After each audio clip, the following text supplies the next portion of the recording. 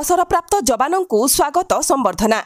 बरगड़ पौर परिषद अधीनस्थ ward number 16 ब्रह्मचारी grammar अवसर सेना निवृत्त जवान संजीव खमारी को स्वागत संबर्धना निज ग्राम महासमारोह अनुष्ठित हो जाइछि। प्रथमे बरगड़ बसस्टाण्ड रु एक विशाल शोभायात्रा बाहरी ब्रह्मचारी ग्राम पर्यंत परिक्रमा करथिले।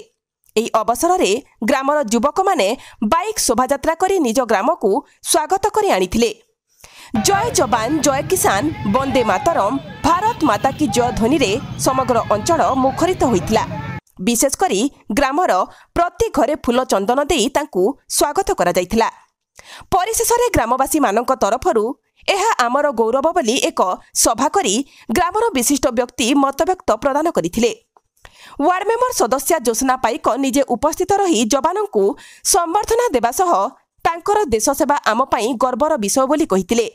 सूचना थाउ कि अवसर प्राप्त जवान संजीव खमारी 22 सेप्टेम्बर 2003 मसीह रे इलेक्ट्रोनिक्स मेकानिकल इंजीनियर भावे भारतीय सेना रे जोग देइथिले।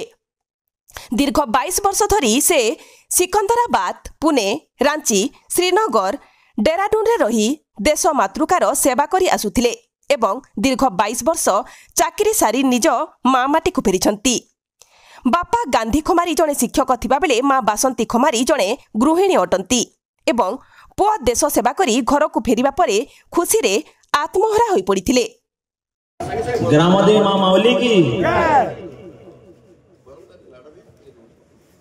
सर्वप्रथम मुई आमर ग्रामवासी सबको बहुत बहुत अशेष धन्यवाद देवाले चाहूचे जे मते एतकी जोरदार स्वागत जन करी माने तांकर हार्ट भितरु एते मते सम्मान देबे बोली मी आशा नै करती आउ एतकी जन मते सम्मान देकरी स्वागत करिचन सेतिले मी चिरदिन लागि मी ऋणी हिकरी रही बोली आउ बहुत गर्वित है जे हमर गाँव रे एतकी जोर से मते स्वागत करबे से जिनिसटा मी आशा भी नै करते।